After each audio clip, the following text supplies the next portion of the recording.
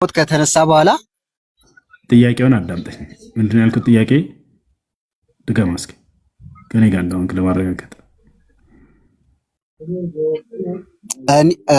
ኢየሱስ አሁን የክርስትና ማረጋገጥ ይተወሰው እና ኢየሱስ ክርስቶስ ሞቶ ሞትን ድል አድርጎ መነሳቱን ያረጋገጡ ሐዋርያቶች አሉ ወይ ነው አይደል? ጥያቄ አዳምጠኝ። አሁን ልድገመው ጥያቄውን። እሺ ከሆነ ሶስተኛ ስለማል ደግሞ በደንብ አድርገህ አዳምጠኝ። አላገኛም ጥያቄውን። ኢየሱስ ክርስቶስ ከሙታን ሲነሳ ያዩ ሐዋርያቶች ምስክሮች አሉ ወይ? አይ ኦኬ። ኢየሱስ ክርስቶስ ከሞት ሲነሳ እሱን ያዩ ሐዋርያቶች አሉ ወይ ነው ጥያቄው? አዎ ኢየሱስ ክርስቶስ ከሞት ተነስቶ ለብዙ ሰዎች ታይቷል። አትዝለል እንጂ ጥያቄው። ኢየሱስ ክርስቶስ ከሙታን ሲነሳ ሞትን ድል አድርጎ ተነስቷል አይደለ? ሞትን ድል አድርጎ ሲነሳ ያየው ሐዋርያ ምስክር ተነስቷል። ተነስቷል አልተነሳም አይደለም ጥያቄው። እባክህ ለምሳሌ ኢየሱስ ክርስቶስ ሞትን ድል አድርጎ ሲነሳ መቃብሩን ፈንቅሎ ሲወጣ ምናምን እንደዚህ ያየው ሐዋርያ አለ?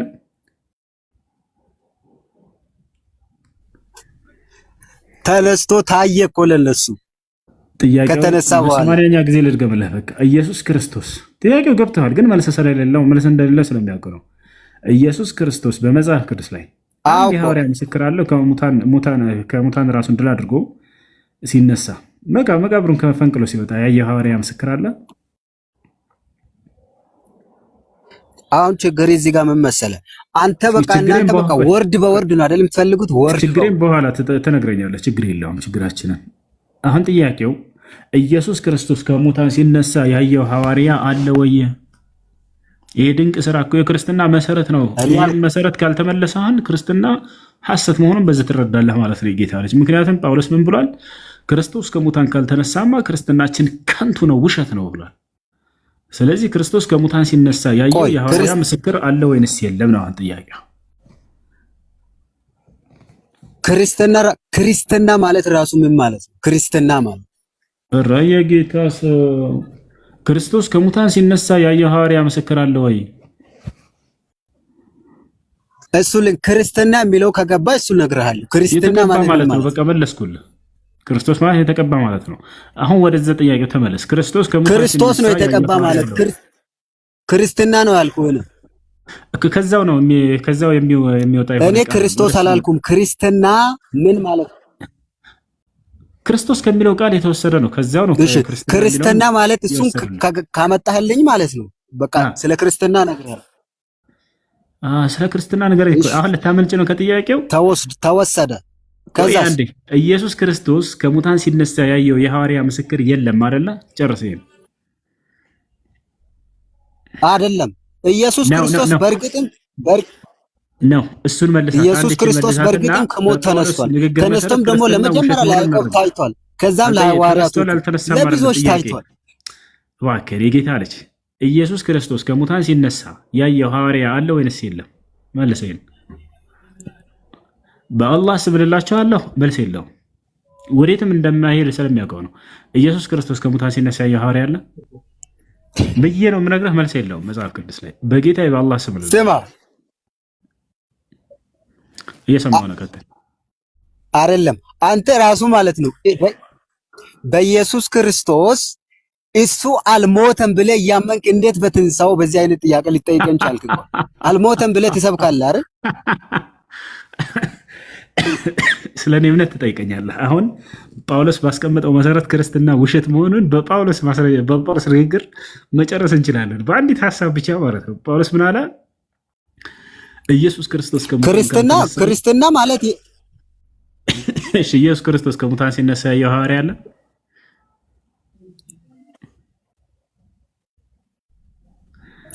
አለ ወይስ የለም? ነገርኩህ እኮ ተነስቶ ለብዙ ሰዎች ታይቷል። አልጠየቅኩም። ሞትን ድል አድርጎ ሲነሳ ያየው አንድ የሐዋርያ ምስክር የለም። ወፍ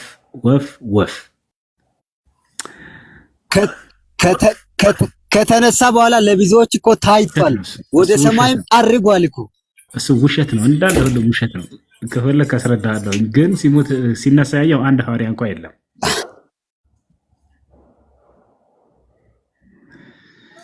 ለያዕቆብ ታይቷል እኮ። እሱ ውሸት ነው እንዳለ ውሸት ነው። ከፈለክ አስረዳለሁ።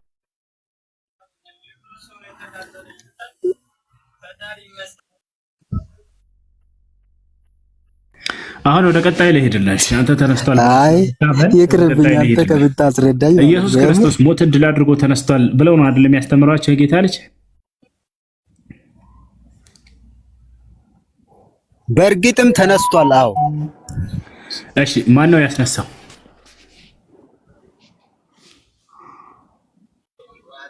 አባቱ። አይዋ። ስለዚህ ራሱ ሞትን ድል አድርጎ ተነስተዋል የሚሏችሁ ውሸት ነው ማለት ነው። አራራራ የጌታ ልጅ ዛሬ ብዙ ነገራቶችን የክርስትናን እንዳለ ፉከራዎች ሁሉ አፈራረሰልን። ሹክራን። በነገራችን ላይ አባቱ እኮ ነው ያስነሳው። ድል አድርጎ ተነስተዋል የሚሉን ውሸት። አባቱና እሱ አንድ ናቸው። ስለዚህ ራሱን ኢየሱስ ክርስቶስ ሞትን ድል አድርጎ ተነስተዋል የሚሉት ውሸት ነው። አምላኩ ነው ያስነሳው አይደለ?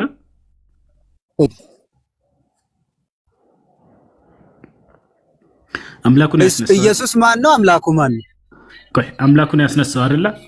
ጥያቄ አትቀይር። ሙሴን ጋር አዎ፣ አብና ኢየሱስ አንድ ናቸው። ዮሐንስ ወንጌል ምዕራፍ ነገርኩ። ዮሐንስ ወንጌል ምዕራፍ 10 ቁጥር 30 ላይ እኔና አብ አንድ ነን ይላል። ይበላለጣሉ አይበላለጡ?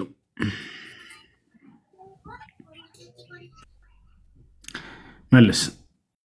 በአካል በስራ ይለያዩ እንጂ በመለኮት በክብር በምንም አይለያዩም፣ አንድ ናቸው። ጥያቄው ይበላለጣሉ ወይንስ አይበላለጡም ነው? አብና ወልድ እኩል ናቸው ስላልክ ነው።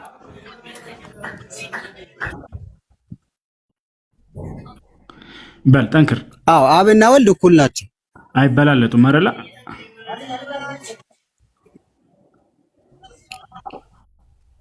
አዎ በአካልና በስራ ይለያያሉ። ይበላለጣሉ። በደንብ አድርገው እዛው አሁን የጠቀስከው ጥቅስ ላይ ወረድ ብለህ እዛው ኢየሱስ ራሱ ሲናገር ምን አለ? አብ ከእኔ ይበልጣል አለ። ቡም ቡም ቡም ቡም። አብ ከእኔ ይበልጠኛል ብሎ እየተናገረ አይ ኢየሱስ ተሳስተሃል፣ አይበልጥህም፣ እኩል ነህ። እሱን ደግሞ እንኳን አመጣልኝ ኢየሱስ። አዎ እዚህ ዓለም ላይ ትልቅ የኢየሱስ ክርስቶስ ትምህርት ተቃዋሚ ወላሂ ክርስቶስ አይደለም። እንዴት እንደሆነ አይደለም። ኢየሱስ አይደለም። ኢየሱስ ክርስቶስ እኮ ፍጹም ሰው ፍጹም አምላክ ነው።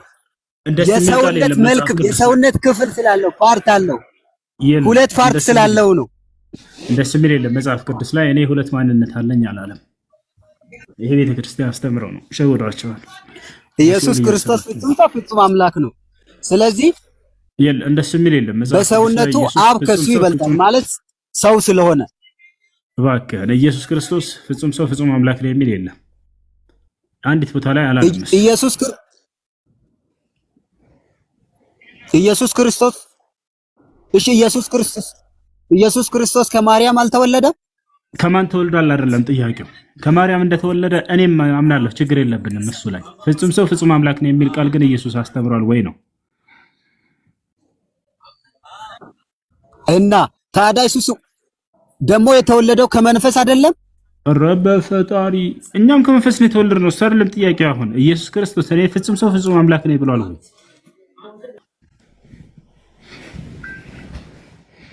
እና ከመንፈስ መወለዱ አምላክ መሆኑን ያሳያል። ደግሞ ስጋን ለብሶ ከማርያም በኩል መምጣቱ ሰው መሆኑን ያሳያል። ስለዚህ እኮ በቂ ማረጃ ነው፣ በቂ ማስረገጫ ነው። ኖ እንደሱ አይደለም። ሙሴ አምላክም ነው ሰውም ነው። ይሄን አታውቅም? ተቀላት ታውቅም የሚል ጥቅስ አለ ላይ መጽሐፍ ቅዱስ ላይ የሚል ጥቅስ አለ ወላሂ መጽሐፍ ቅዱስ ላይ ሙሴ የሚል ጥቅስ አለ። ሙሴ አምላክም ነው ሰውም ነው። ማስረጃ ልስጥህ። ምን ትላለህ? እንዳታመልከው አራተኛ ሥላሴ ጀባ እልሃለሁ። ሙሴን ማስረጃ ልስጥህ። አምላክም ነው ሰውም ነው። ሙሴ አምላክም ነው ሰውም ነው። ይሄን አታውቅም? እንደ ጌታ እስቲ ማስረጃ ስጠኝ። ኦኬ ኦሪት ዘጸአት ምዕራፍ 7 ቁጥር 1 ላይ እግዚአብሔር ምን አለ? ሙሴን እኔ አምላክ አድርጌሃለሁኝ አለው። ያ ሰላም ኤሎሄም ነው። ኤሎሄም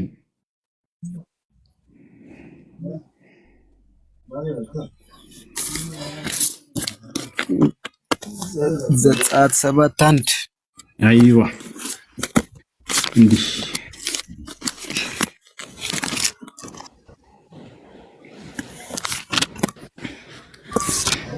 ያላ በጌታ ስም አንብብ። ዘመንህ ይባረክ። የዛሬው ቀን ያንተ ነው። የጌታ ልጅ ስምህ ማን ነው? ይባረክና አብሽር። ምን ወያየ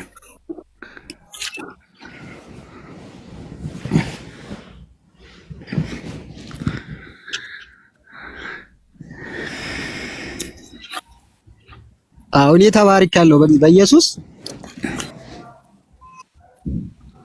7:1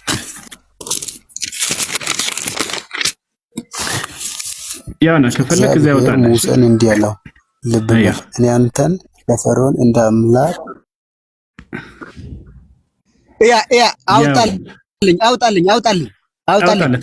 አውጣለት። ያውና አውጥቶልሃል። እግዚአብሔር ሙሴን አለው እኔ ለፈርዖን አምላክ አድርጌሃለሁ። ያሰላ አምላክ ተደርጓል። አምላክ ነው ማን? ሙሴ።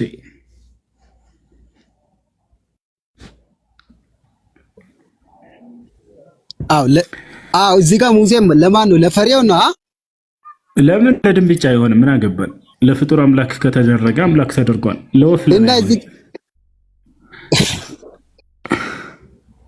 አምላክ ነው። አሁን ሀሳባችን አምላክ ነው። እዚህ ጋር ሙሴ ለምን እንደዛ እንዳለ ለምን አታነብም? ለምን እንዳለ ሳይሆን አምላክ ነው የሚለውን ሀሳብ መጀመሪያ እንጨርስ። ችግር የለውም። ለፈርዖን ነው ብለህ ልታመን ተፈለክ። ጭራሽ እንዳው ለታላቁ ለሰው ልጅማ ከሆነ በጣም አምላክ መሆኑን የሚያሳይ ነው። ለወፍ ለምን አይሆንም? ለትንሽዋ ወፍ የለችም? እቺ ታውቃታለህ? ጨረባ፣ ድንብጭ ምናምን ለነዚያም አምላክ ቢሆን አንድ አካል እንደ አምላክ ተደርጎ ይወሰድ እኮ ነው። ነገር ግን ፈርዖን እዚህ ጋር አስበው፣ ለንጉስ ሁላ ነው አምላክ የተደረገው። አምላክ ነው። ለምንድን ነው የተደረገው? አምላክ ለምንድን ነው? እግዚአብሔር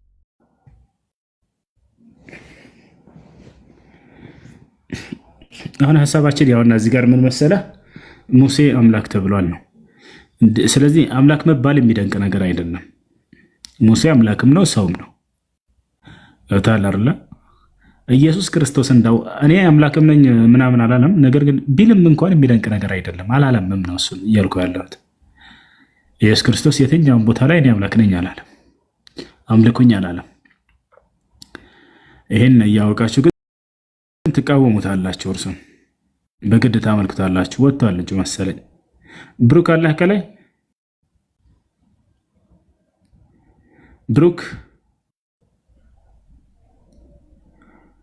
ብሩክ የለም።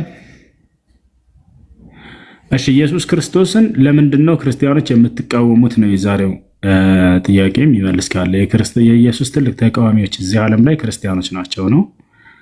ለምን ትቃወሙታላችሁ ኢየሱስን?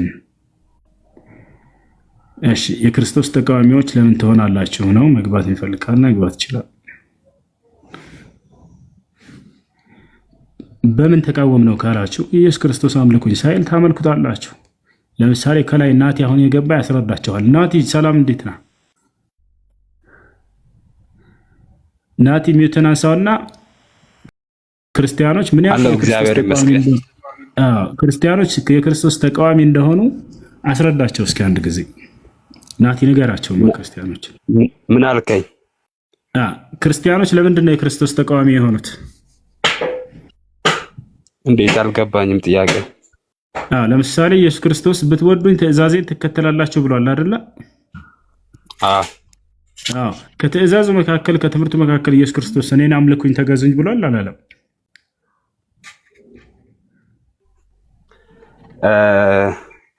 አምላክ አምልኩኝ አይልም። በአምላክነቱ ይመለካል ብዬ አምናለሁ። እኔ አስተምሯል ወይ? አምልኩኝ ብሏል ወይ? ተገዙኝ ብሏል ወይ ነው። ለማን መገዛት እንዳለብን ለምሳሌ መጽሐፍ ቅዱስ ይናገራል፣ ማንን ማምለክ እንዳለብን። ነገር ግን ኢየሱስ ክርስቶስ አምልኩኝ ብሎ አስተምሯል ወይ? በመጀመሪያ በአዲስ ኪዳን ላይ የኢየሱስን ዓላማ ስናይ ኢየሱስ ቀጥታ አምልኮ ለመውሰድ አልመጣም ወደዚች ምድር ላይ። የጠፉትን ሊያድንና ሊፈልግ ስለመጣ ዋናው ታርጌቱ ሰዎችን ከዘላለም ጥፋት ወደ ዘላለም ሕይወት ስለሆነ ዓላማው አምልኮ ፍለጋ አይደለም ወደ ምድር መጣ። ስለዚህ እኔ ኢየሱስ ክርስቶስ ቃል በቃል አምልኩን ያላለበት ምክንያት ለአምልኮ አይደለም የመጣው። ሲጀምር ዓለም ሳይፈጠር በፊት እሱ አምልኮ የሚቀበል አምላክ ስለሆነ የአምልኮ እንትን የለውም። ግን እዚህ ጋር የጠፋኑ ሰዎች ሊፈልግ ስለመጣ ያንን ነው ስራውን ሰርቶ ሄደው በምድር ላይ።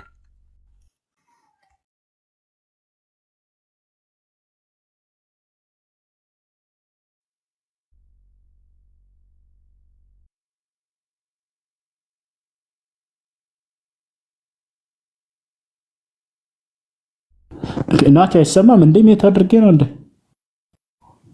እናቴ ያለ አለው ሐሳቤን አሳጥሬ ስላስቀመጥኩ ነው። ስለዚህ ኢየሱስ ክርስቶስ አምልኩኝ ወይንም ተገዙኝ ብሎ ጥሪ አላደረገም ማለት ነው።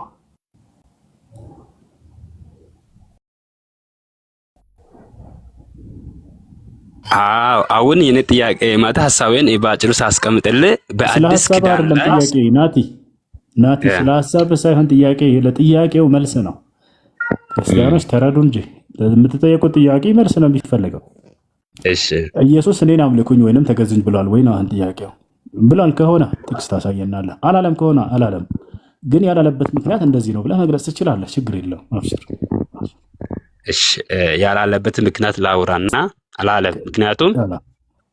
ምክንያቱም በአዲስ ኪዳን ላይ አሁን እኛ መጽሐፍ ቅዱሳችን ብሉይ ኪዳንና አዲስ ኪዳን ተብሎ ነው የሚለየው። እግዚአብሔር አንድ አምላክ ነው። ግን በአዲስ ኪዳን ላይ ለኛ ለሰው ልጆች ሲገለጥልን ስብራልን በሶስት መንገድ ነው ታያልን። በአባትነት ታይቶልናል፣ በወልድ ተገልጦልናል፣ በመንፈስ ቅዱስ ተገልጦልናል። ስለዚህ በወልድነት የተገለጠልን ኢየሱስ የሰው ልጆችን ለማዳን ስጋ ለብሶ ወደ ምድር ሲወጣ አምልኮ ፍለጋ አይደለም፣ የሰው ልጅን ለማዳን ነው መጣው። የጠፋውን ሰው ለማዳን ስለሆነ አምልኮ ፍለጋ አይደለም ወደዚህ መጣው እና ስለዚህ ዓላማውን ወንጌላትን ሲያነብ መጽሐፍ ቅዱስ አራቱን ወንጌላትን ሲናነብ ስለ አምልኮ አያወራም፣ ግን ስለ ሰዎች መዳን ሰዎች በምን መንገድ መዳን እንዳለባቸው ነው የሚያወራ እስከ ስቅለት ድረስ እስከ ትንሣኤው ድረስ። ስለዚህ ተረዳ በቃ ነው ተረድቻለሁ። አምልኩኝ አላለም፣ ተገዙኝ አላለም፣ ግን ለማዳን ነው የመጣው። ይሄን ሰርቶ ነው የሄደው ነው አይደል? ሰዎችን አድኖ ነው የሄደው። በጣም ጥሩ።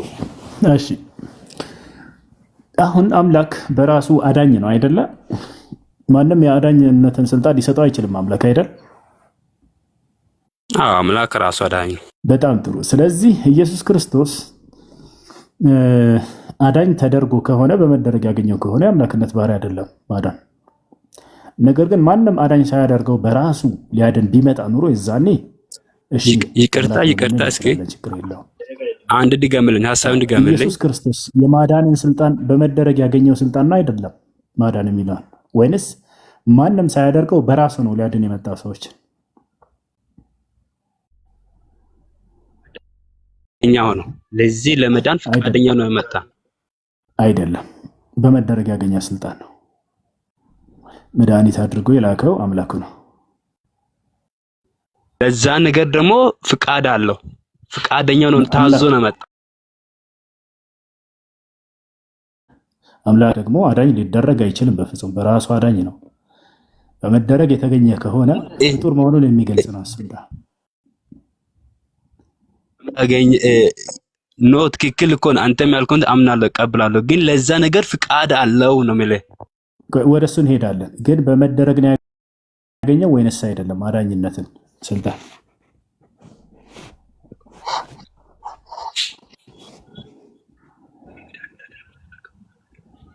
አሎ ወይ አዳኝነትን በመደረግ ያገኘው ስልጣን እንዳለ የክርስቶስ ማዕረጎች ሁሉ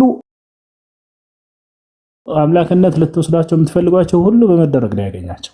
ተሰጥቶት ነው፣ ሹመት ነው፣ ስልጣን ነው፣ ሌላ ምንም ነገር አይደለም። የሚገርመው አሁን አዳኝነቱንም የአምላክነቱ መገለጫ ልታደርግ ፈለግ፣ እሱን ራሱ ተሰጥቶ ነው በመደረግ ያገኘው ማዕረጉ እንጂ ሌላ አይደለም። አንሳሌ ጥቅሱን ስጠኝ። ችግር የለውም። አኗር እንዳውጣላት መድኃኒት ክርስቶስን መድኃኒትም አድርጎ ከፍ ከፍ አደረገው ምናምን የሚለን ጥቅስ መድኃኒትም ብለህ ጻፍና ታገኘዋለህ። ያውጣላት የሐዋርያት ስራ ላይ ያለው ነው። ምን ነበር ለዚህ እስራኤል መድኃኒትም አደረገ ይላል።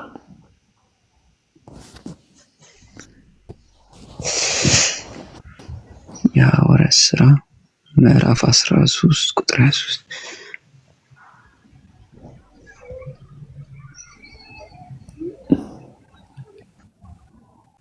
ይሄንና ከዚህም ሰው ዘር እግዚአብሔር እንደ ተስፋው ቃል ለእስራኤል መድኃኒት እርሱን ኢየሱስን አመጣ የሚለው አይዋ ያው ማን ያመጣው? እግዚአብሔር። መጭ አለ ያምጫ አለ ምን ተደርጎ መድኃኒት ተደርጎ አይ አይደለ? ማን ያመጣው? እግዚአብሔር። አይ መድኃኒትነትን እሱ በራሱ መጥቶ አድነን ነው ብሎ ሂሳብ የለም። ያመጣል አምላክ አድርጎት ነው። ሌላም ጥቅሶችን መስጠት ይቻላል። ሌላ ቦታ ላይ አለ። ይህ በመደረግ ያገኘው ስልጣን እንጂ ሌላ አይደለም። አምላክ መድኃኒት አድርጎ አውጥቶት እንጂ በራሱ አይደለም። ይህን ይመስላል። ያ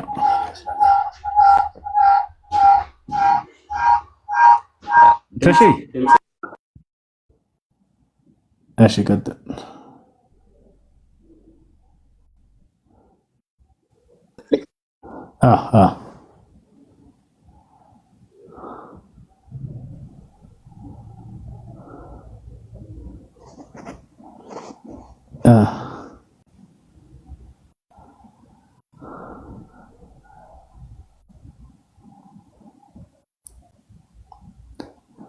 እሺ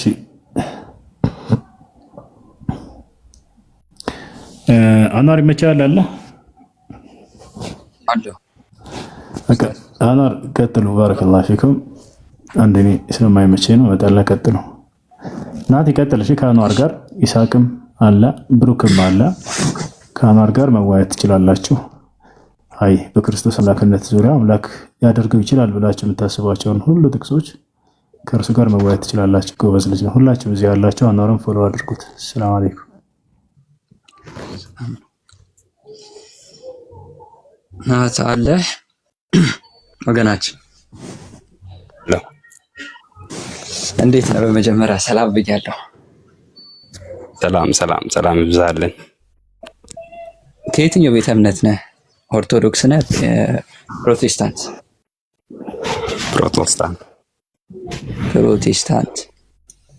ፕሮቴስታንት ስለ ኢየሱስ ምን ይላል? ማለት መጽሐፍ ቅዱስ ላይ ምን ይለዋል ኢየሱስን?